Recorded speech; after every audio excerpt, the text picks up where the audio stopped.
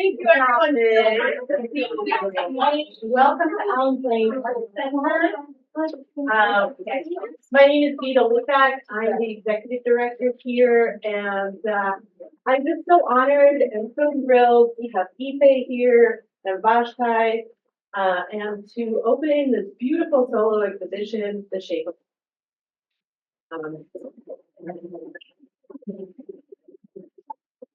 Ife and I met shortly before the pandemic through Fleischer Art Memorial, where she was the Leeway Fellow and working in the screen print studio. And I fell in love with her work. And then just a year ago, we met at the Barbara Bullock exhibition at the opening. And when I saw I said, you should absolutely show at Allen's Lane. I love your work. And one of the first things she said was that, oh, that would be like full circle for me because I came to Allen's Lane as a teen. I made my first linoleum cut here. I still have it. My parents came here. They were part of the Vision Through Art program. There are so many beautiful connections. And after I visited her studio, I was just so thrilled about the possibility of showing the work. So Ife, thank you so much for accepting my invitation. And thank you so much for this beautiful show. Tonight you learn a lot more about Ife and her work. She will be in conversation with Vashti DuBois, who is an incredible curator, a champion of artists, and executive director of the Colored Girls Museum. So I am thrilled to have both of you here tonight. Thank you so much. I'm going to turn on the mic and pass it on to you. Who wants to go first? You know what's there? Say hello. Hello to your people. I want to thank you for being here and make my heart full. It's good to see so many friends and family. I am Ife Nii-Owoo, an artist, a visual artist, an author, a mother, grandmother, and caregiver. I give all those things to many of you that are here. So I want to thank you again. Thank you. I'm going to try to do this without the mic because it might actually work. Can you hear me okay? Yeah. Right. I'm Vashti DuBois, and I am the executive director of the Colored Girls Museum. It is an absolute pleasure and an honor to be here with Ife this evening to talk about her journey as an artist and to talk about this incredible show.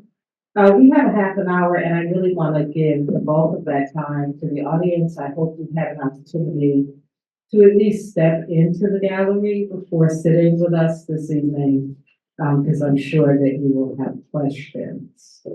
Ife is a little nervous, and so we're going to break the ice in the only way that I know how.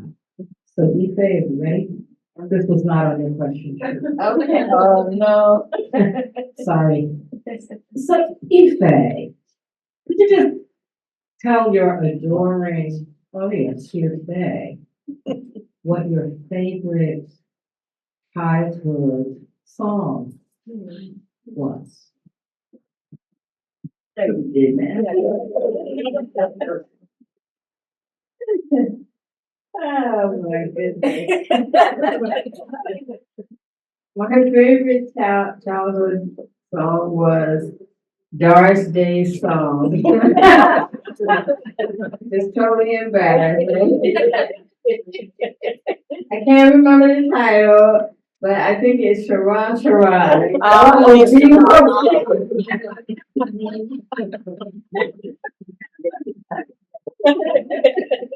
Crazy. It's a good song. Yeah. It's a good song. Yeah. So that's a good place to begin. Was that Hey Sarah, Sarah, whatever will be, will be. The future will be.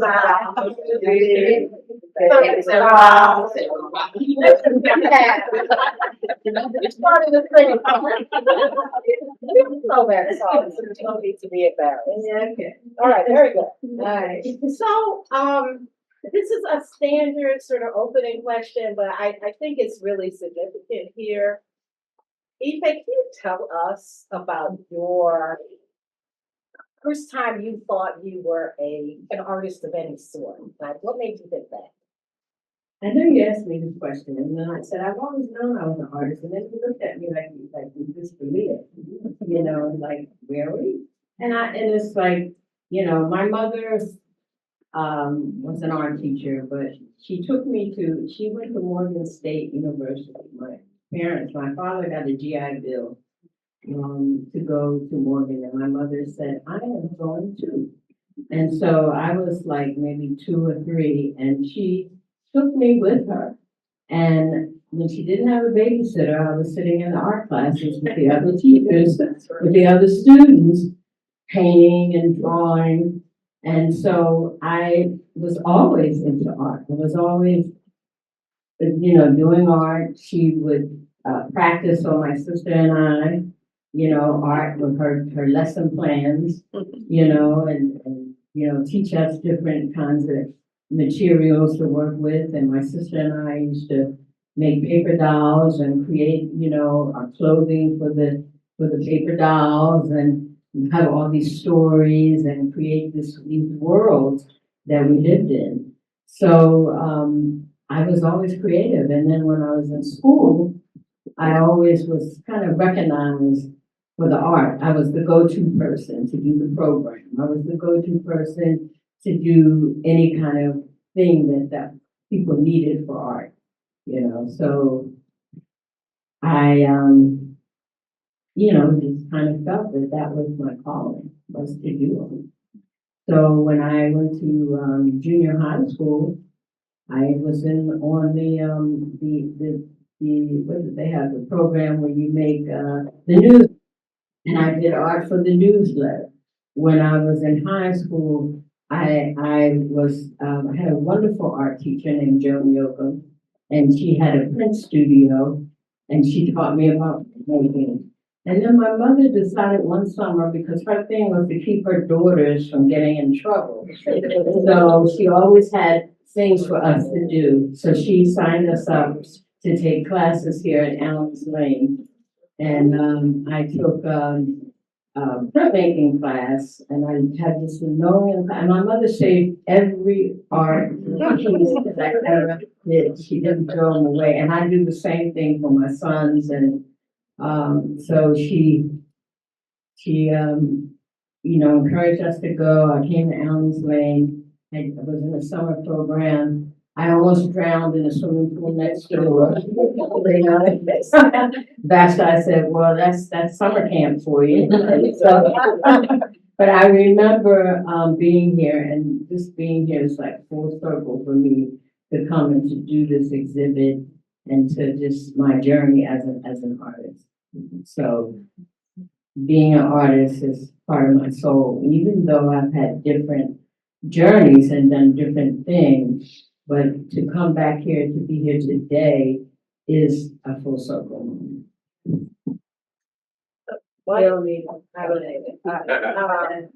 So I am curious, because I know many of us don't have the luxury of, doing our art and getting paid for our art. So you've done other things. Right. So I'm curious about how has knowing that you're an artist, having an art practice, how has it impacted the work that you did off and on and in and out in order to like support yourself and your family? So I got a scholarship to Syracuse University, and I studied printmaking and art. And my junior year, I went abroad. I went to London, and I studied printmaking and different things. But the thing about London was I began to meet people from all over the world, people from the Caribbean, people from India, people from Asia, so people of color, just people from everywhere. And it was a very cosmopolitan city where people kind of embraced me, and they were open to, they were really curious about what was going on in America at the time. This was like the 70s, early 70s. And they were really curious about the Black Power movement, the cultural arts movement. And, I was kind of surprised because they were taking on a lot of things that were happening in the States. And there were so many movements in London. So I ended up meeting my future husband in London, who was a Ghanaian filmmaker. And I ended up going back to London as working in the Caribbean arts festival called the Kestrel Arts Center, teaching the students printmaking. But also I met these students at the Slade School of Art, and they were doing what we call making posters. And I remember I was always intrigued by Toulouse-Lautrec, and I was always intrigued by posters. And my printmaking background that I had in high school, I always wanted to create art that could reach many people, not just one piece of art. So I was intrigued by that. And when I was working with this, when I met these students, they came to the custody center and we set up a silkscreen printing process, printmaking workshop. And we were, I had gotten a fellowship to work there at the center, and we were to teach young Caribbean students printmaking. Of course, a lot of the girls didn't want to get their nails painted. They did not like the ink everywhere. They were not interested in that. But we were, really working on creating these posters, and we started creating political posters for the liberation movements in Africa at that time. And I started to meet people who were, really fighting for the liberation of Angola, of South Africa, also Mozambique and Guinea-Bissau. And it was those people, their movement there that really kind of influenced me. And at that time, I considered myself a cultural worker, that I was really helping, using my art to help people to free themselves, to find freedom. And eventually, I married a Ghanaian, a filmmaker and a documentary filmmaker. And at that time, also, my name began to evolve because I had adopted Ife Nii-Owoo, which meant to find something that is precious that had been lost. And I had adopted that name when I was in high school, and then it went with me in college. And then when I studied African visual arts, I realized that there was this great city of Ife in Benin with the art and just the beautiful art. And I was teaching myself about African art because there were no African courses on African art at that time at Syracuse. So went to London, worked there as a, cultural worker. And I had gotten grants, to survive. That was one of the ways that, I was able to make money was through, writing a grant and getting a grant and getting a fellowship. So eventually I went to Ghana. And when I went to Ghana, I realized that, and I went to visit, and I realized that I couldn't make, a living that way. So I went back to school in London and I learned graphic design. And I realized that I could make a living as a graphic designer. So when I finally moved to Ghana, I actually had a job as an art director for a print studio, for a printing press, printing company and advertising company. And I worked for many years as a graphic designer. Things happened, things changed, the economy and things were going on in Ghana. I came back to the States and I had two sons, Kweku and Atu. And I found myself a single mom and coming back to the States. I actually came back the day that John Lennon was shot. And I remember it clearly because it seemed like the whole world was changing at that time in the 80s. I mean, Reagan was president. A lot of the things that was money that was supporting the arts had changed. And I was trying to figure out, well, how are we gonna make a living? And I built a career as a graphic designer for over 30 years. But I wanted to still stay with progressive groups. And I was working with the Philadelphia Folklore Project, doing projects for them and the work that they were doing in communities and creating, brochures and posters and books and book design. I also created a children's book called Africa, A is for Africa, which was a bestseller for the Africa World. Independent presses, creating book jackets, covers. And then eventually I decided I always wanted to go back to my own work. And I think in 2007, I got the Leeway Fellowship, which was the Change Fellowship. And I commandeered Barbara Bullock to be my change agent. And that was like really the impetus for me to kind of go on this journey. So, how old were your children when you decided you were going to return? Atu was 3 and Quickly was 7. Yeah, they were little. They were little better. Yeah. Yeah. So, Mhm. how did motherhood affect your evolution as an artist? Well, I think my sons always knew I was an artist. My evolution as an artist, I was always working. I always had a studio wherever we lived. And they knew that I would take care of them the day and work at night. I did a lot of freelance work. While, after they were in bed, I would work until I can't do that anymore. I would like really burn a candle, I'd be working all night to finish a project. But that was it was not easy. It was not easy to balance the two. But I had a support system. I had family here. My mother, my stepdad, my sisters, my cousins, they all helped to babysit whenever there was I remember I had a job as a racker for a print studio, and son was sick. And I said, I can't come in today. And he said, well, if you can't come in today, you're fired. I said, well, okay, you got this job. And I had to give him that job, because my son and my children were my main priority. So it's not easy. Not easy, and I think many of you who are artists who have children know that you have to find that balance, and especially if you don't have a partner with you at that time, you have to figure out what you have to do.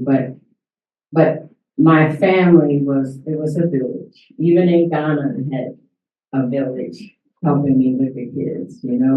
My mother-in-law in Ghana was like my heart. She was there for me. And she took care of my children when I needed to go to school or study, or if I'm working, she would take care of them during the week and we would pick them up on the weekends. So we always had a way of working out a system, So I think that for anyone that's an artist and has kids, you have to pull on your support system. Well, I'm gonna come forward a little bit because, like I said, I do want to leave time. Hey there. I want to leave time for your questions. One of the things that I was really touched by was the name of the show, "Shape of My Heart," and it is the sound of it, but so the image that's in your head when you hear it, "The Shape of My Heart." Can you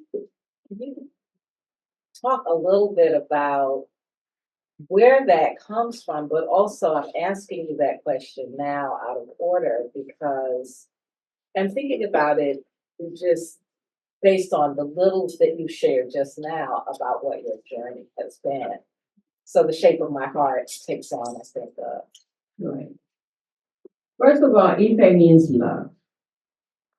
And the name Ife, or which I said was something precious, is Yoruba. It means something precious that was taken, that you found it.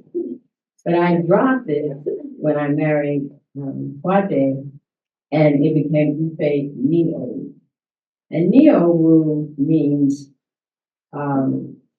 to protect. It's like it's the protector of a child, to ward death away. And it was the God, it was the God, like it's a God named the God Dangme people from the west coast of Ghana. And the name means to ward off death. So the name Ife means for me, means love chases death away. So that was kind of how, I came with the name was resonated to me. And then, the heart and the love.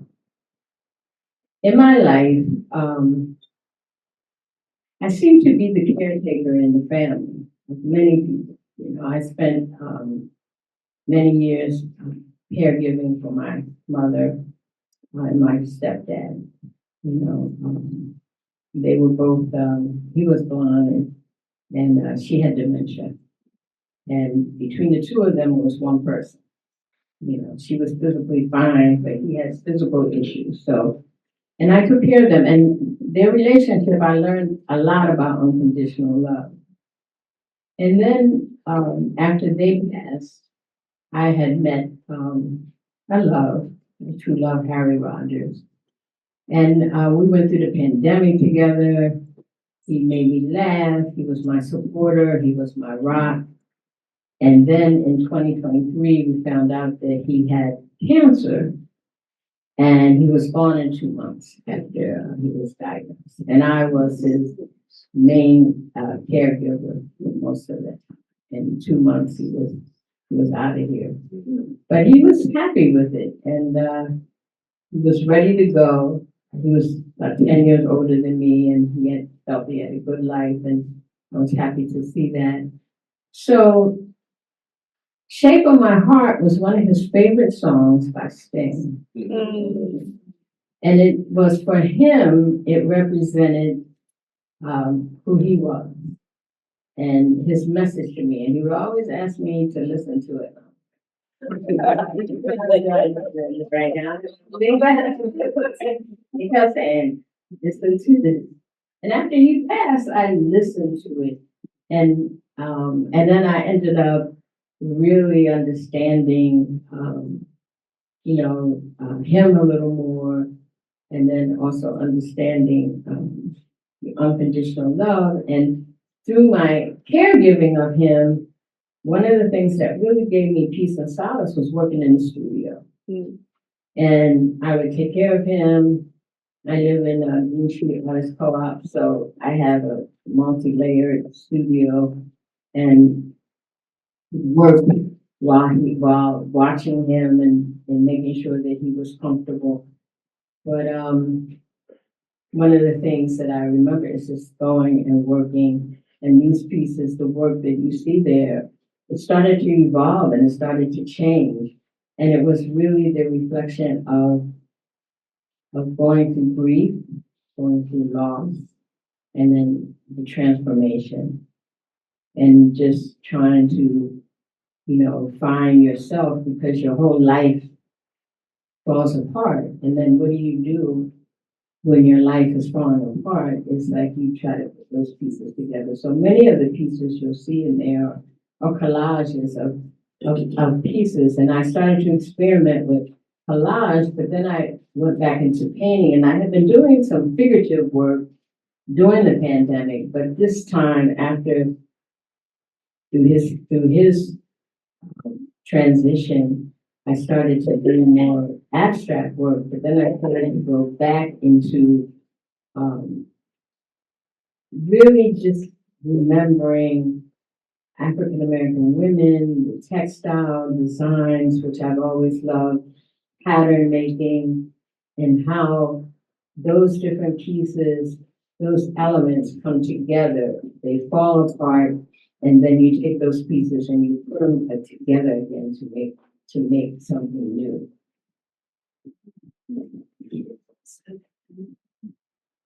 So my last question for Ife is, the cheat sheet for you.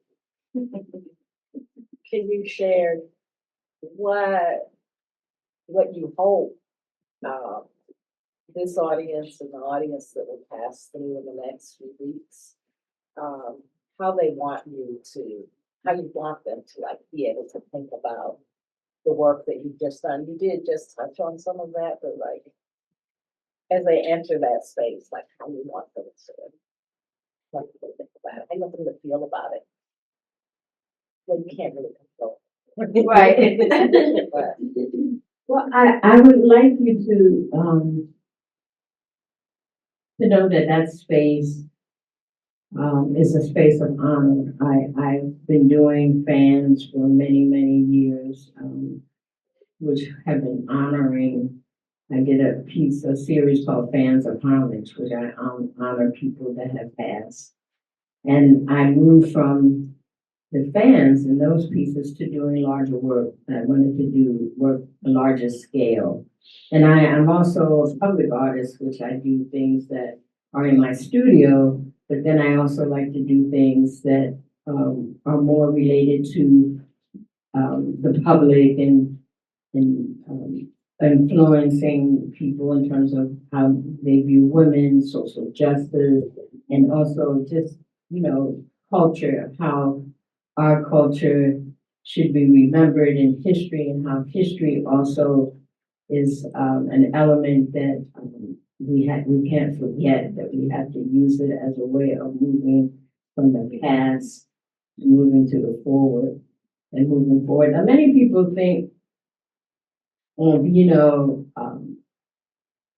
being an Afrocentric artist, and I consider myself Afrocentric in the sense that I like to go back to elements of my culture and past and bring them forward into a modern and a more contemporary way so that you can look at it. So those pieces are a combination of me doing a lot of pattern making, using stencils. I use a lot of everyday objects that women use. I honor women. There's a centerpiece that's called Olukun's daughter, but the second name is Barbara and Plato's Bowl. And it's an assemblage. And Olukun was the mother of Yamanya, who was a water spirit. Olukun was a spirit, a deity of the ocean. And Yamanya was of water and rebirth and beauty, but also fertility. And that bowl also was a piece that was in my parents' studio. My parents, but I say my stepdad, Plato, I consider him a bonus father, and my mother were artists. My mother, art teacher, and he was also really creative in art, and he was blind, so he used pottery. He came here to Allen's Lane and he created that bowl. That bowl was sitting there. And I like to take, found objects, and they know that. My family knows it, so they're always giving me stuff. Okay, here's some shells, here's some watches, here it is. So I have all these things, and so and when my mother passed, I took her shells.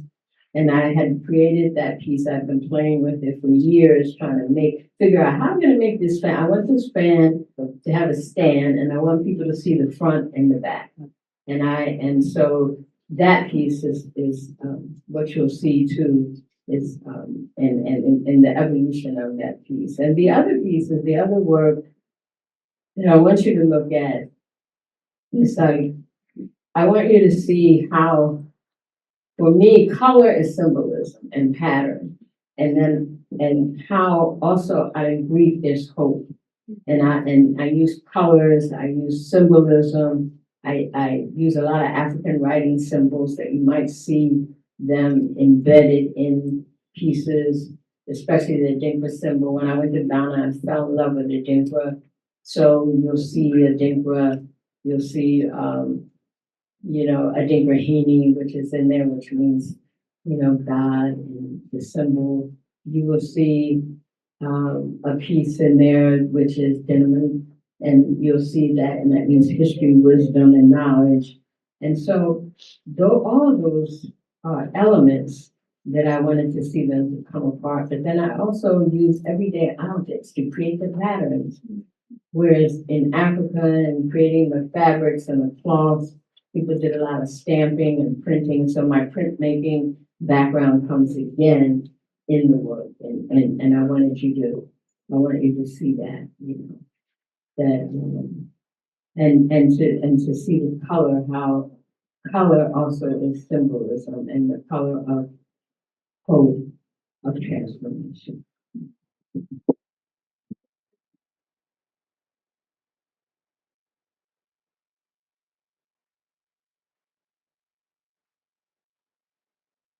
Thank you.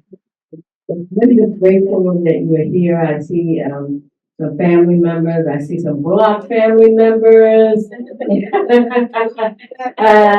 They always say when a Bullock, what is it? A Bullock is in it. When a Bullock is in it, my sister's here.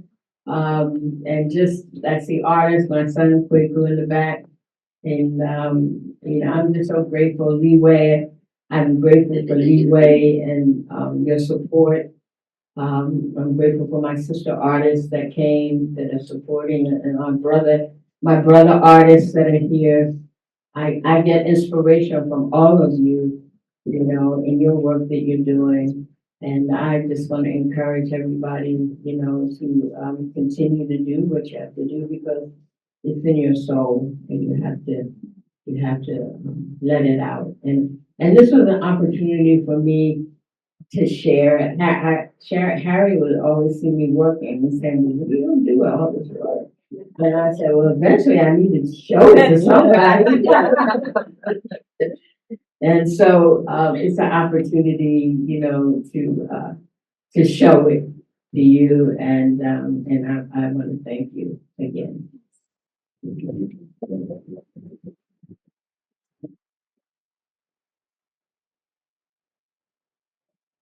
This is that, and thank you, Ife. This is a deeply personal show, but it's personal and it's also broad and political and cultural and spiritual and all of these things. And so I hope you'll engage with it in all of those different ways. But I did want to open up for any questions that folks may have for Ife. Yes. Hey, Ife. I have a couple of questions. Actually, first, I want to say that I was really impressed and appreciative of your vast reservoir of experience and knowledge, insight, wisdom, and light and love. It's your bad sister. But one thing I wanted to piggyback on you was the spiritual piece. You when you said you were in Africa and you spoke of Yoruba, did you ever dabble into the Yoruba or the Akan or any of the I don't know, here we have Osaro said, or any of those African-based or Egyptian religions? Art, first of all, to me, is spiritual in and of itself. Whether you're a writer, or painter, or dancer, it has a spiritual flow to it, or essence to it. But what is your spiritual background? Where do you get your spiritual gift and flow? You understand what I'm asking? I know I've read. I think I understand.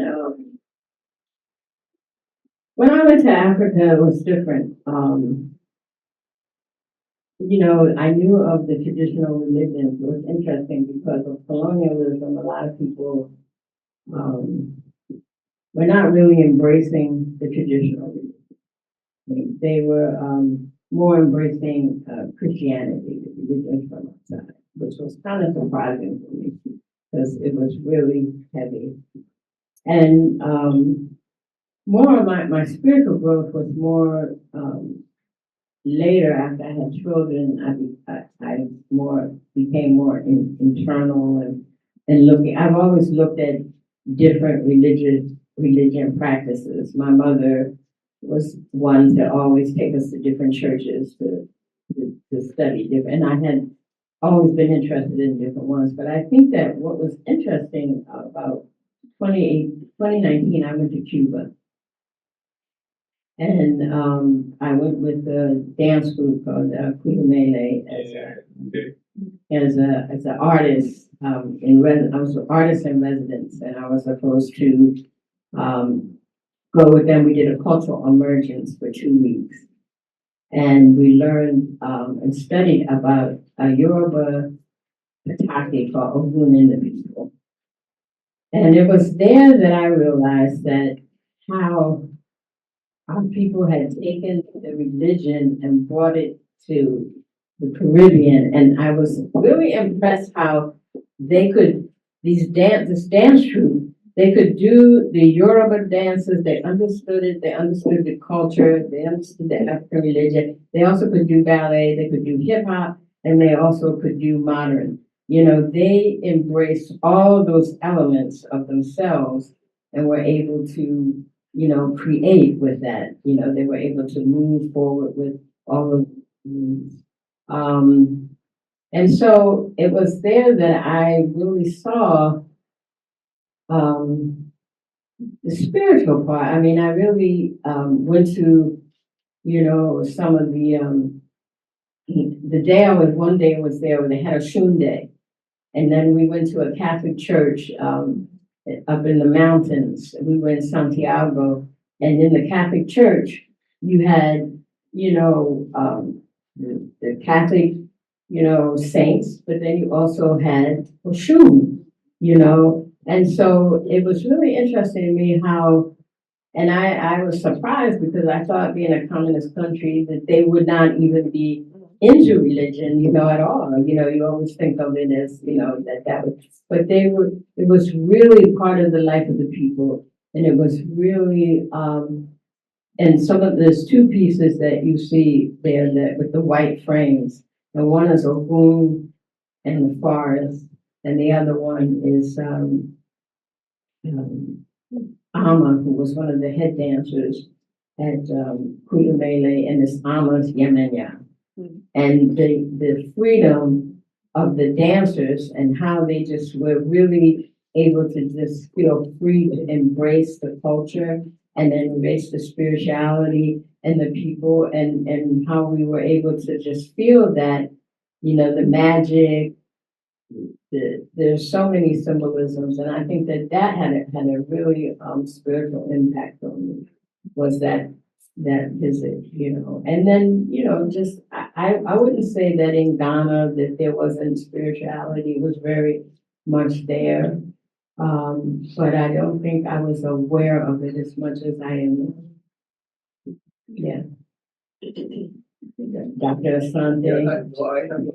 Thank you very much. As you know, I think you're a magnificent artist. So, but I just want to ask you one question, or the basic question of this. It seems to me, because I knew you before 2018, that you always had some elements in your work of sort of an orientation to culture. Yeah. The African American culture as well. And to what degree, in terms of the exhibitions here and the work you just completed, do you have any of the cultural and historical references from the African American Experience? Yeah. Well, a lot of these pieces really, I'm influenced by the African and African women textile design and the fabric and the quilt making designs. They really show that connection, and like you said, and the quilts were also healing quilts. People put medicine in them, and so I've always been into medicine and healing and herbs, even before I went to Ghana. And I've always been into foods that we eat and how we have foods as medicine. I studied macrobiotics. I was a vegetarian for years, and when I went to Ghana, I was like, well, you better eat what you. So,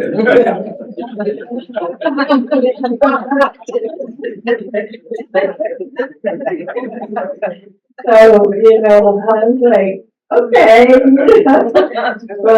But still, the food was healthy. We got fish from the ocean. We lived near the beach. My mother-in-law would go to the market every day. We ate clean food. We ate healthy food. And so I think that food is healing. It even goes back to my grandfather who's here. He always believed that you are what you eat and in moderation. And, you know, so food and cleaning and eating healthy and what I put in my body and my body as a temple was also part of my spiritual practice. And I did cleansings, I did, you know, all kinds of fastings. And so those are important to take care of this temple. Yeah, did I answer the question, Dr.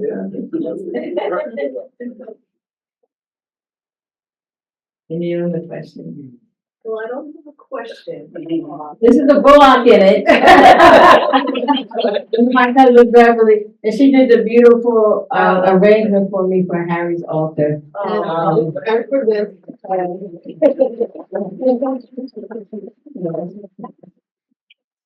And my dear friend Barbara Bullock, I think she's a cousin that I'm not, we're not quite sure that we're related, but I have a lot of friends. I have her and another friend named Catherine Bullock, and I'm saying, well, how am I? And then my mother's name is Barbara, and her name is Barbara, so it's like she's got to be family. Right?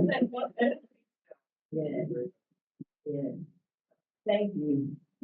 If there are no other questions, I'm just gonna put her chair right there and take a picture of her family. And then release you to the temple. That is. Thank you so much. Yeah, okay. Yes, Okay, so just looking forward to the future, right? Since we talked about a lot of your past and what sped you. okay, You know that mommy and I are writers. right, You're a creator. right. And just for young folks coming up, right? Right now, I'm gonna say like a couple of days ago, a close friend of mine who's like 35 sent me a song. It was a clip to a song. It was hard rock. And it was long. It was like 3 minutes long. And it was a really, really good song. Okay. He had written a prompt. He'd given it to ChatGPT. ChatGPT wrote all the lyrics. Then he gave it to him with like sound. They put a whole like track under it, and there was like an artist that was singing. Of course, none of this is human, but it was just within minutes. I mean, the song is really good. Like it's a really good song, right? As you know, writers, and as other creators. What do you think about the future, and what should young artists, you know, seeing coming up in that world, right? In a digital world where ownership is precarious, right, and arts and income is, you know, is mixing in these days. Like, do you see anything about the future that young artists should be thinking about? But you know, I've always been into that. The other thing that I talked about was technology. That I have always been into technology.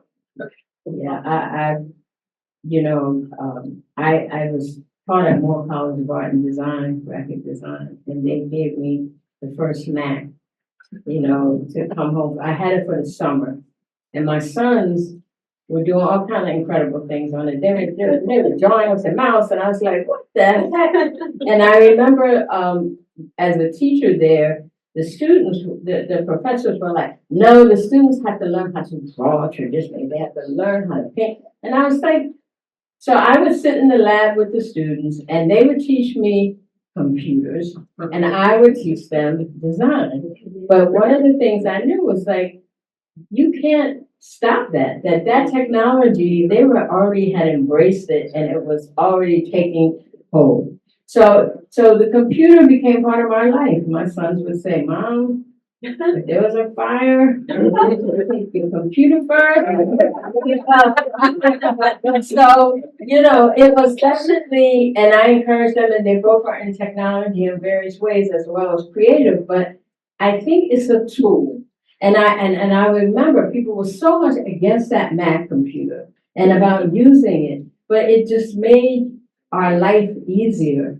So I think that there are negatives and they're positive in any new technology. And I think that we need to be able to embrace it and use it as a tool to make our life better and easier.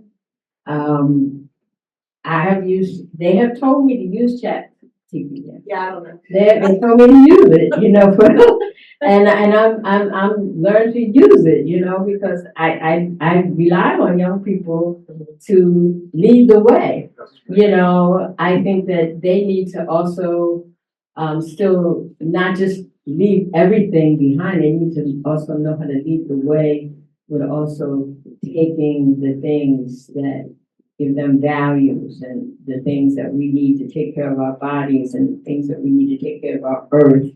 And we need to, have a democracy, that would allow us to have the freedoms, So these are things that they need to be aware of, and to be kind to each other and to respect each other, and I think that with that and the technology, we need to have a balance and combination of both of them here. Yes. Thank you. Anyone in the back? Yes. So I'd like to thank the Lord Prophet and you next for being my hero, number one.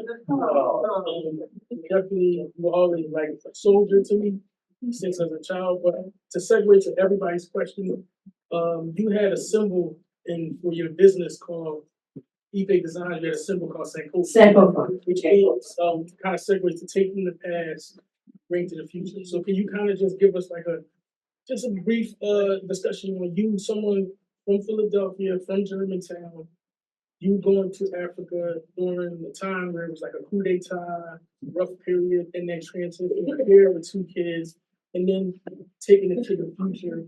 How you kind of foreshadowed it with that symbol, and how Alan's name, I came here as a kid, my brother came here as a kid, my grandmother and my grandfather were here. So it's kind of real chilling to be here on this full circle in our journey. So I just wanted you to kind of just talk to that from the perspective of Sankofa and how that was pivotal to our whole journey here. Right.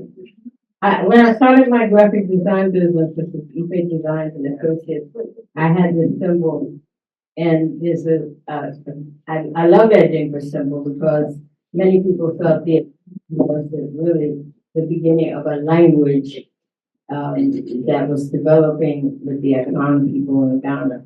But with colonialism and the advent of colonialism, it kind of made it static. And so for me, a lot of people are traditionalists and they believe that, I don't believe that culture is static. I think that culture is also going to move as a people move. It's like you take from it and you can use it to move forward. That's the beauty of what I saw when I was in the Caribbean, in Cuba, where people were taking, the African Yorubas and they were, moving it in dance and theater and drama. So Sankofa is to go back. And I see that with the Afrocentric, I consider myself an Afrocentric, artist, and then the Afrofuturist. I like that because you're going back to move it to the future. You're taking the things that you can use to move to the future, And so,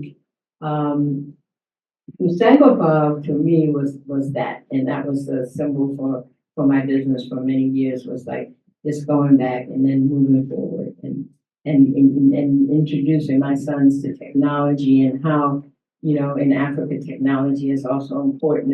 It's going to be one of the future basis for technology for the young people. They're embracing it. And I encourage people to embrace the technology, and use it as a vehicle to create a better life, as a vehicle to take care of people, as a vehicle to save this earth, and that's just one of the things that we have to do. Did I answer your question? Okay. And that's my son. Yeah. One last question. Yes. It's not a question, I just have a comment. I think that perhaps with Ife, because I've known her for a very long time. He went to London with me. And Syracuse. I can say he's gonna be my godson. He was first born, but anyway. She has always been, the type of person who has these feelings, this spirituality, the spirit of touching things, thinking about things, and it being absolutely true. It manifests itself. And I could give you an example of one time,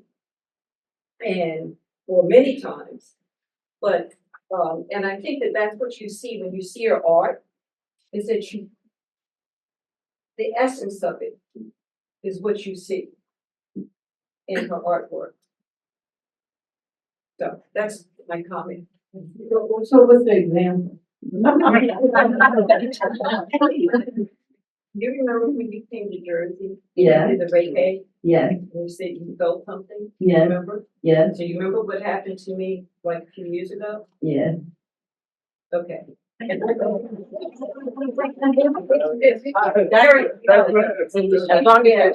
could feel her energy. And yeah, I could feel the energy, and I knew something was going on. And I had started taking a Reiki class. I've always been involved in different, health modalities. I did acupuncture when it was illegal here in the country. I went to London so I could get acupuncture because it was illegal here in the States. And there, when I did acupuncture, I was able to, at that time, I had terrible migraine headaches. And I had the healer, he worked with me, and he released this energy, and for 10 years, I never had another migraine. So I believe in those modalities. I believe in their different medicines and herbs. When I was in Ghana, I had gotten jaundice. I got jaundice. I didn't listen to my mother-in-law. She told me not to eat on the street. I did it anyway. And I got hepatitis and was jaundice. And after my healing, and so they had me eating sugar cane and to heal my body, which was good for the jaundice. And then I went to an herbalist. And one of the things when I went to this herbalist, he was like, I was amazed because he was like 80 years old, but he looked like he was 50 or 40. And I said, well, what is the secret to your youth? And he said, vitamin C. And then I would see that older people, they would take the peels from the oranges and make tea and drink that every day. And that was one of the things that, so healing and art and all of these things are, part of us, I think they're revolutionary in many ways too, not only just the political change, but the change. I remember Tony K. Barbaro would say that the revolution starts within, and so you really have to take care of that inner, you know, and it's a struggle. Because I'm getting older now, I'm in those senior years and I feel aches and pains that I never even felt before. And so, but I would just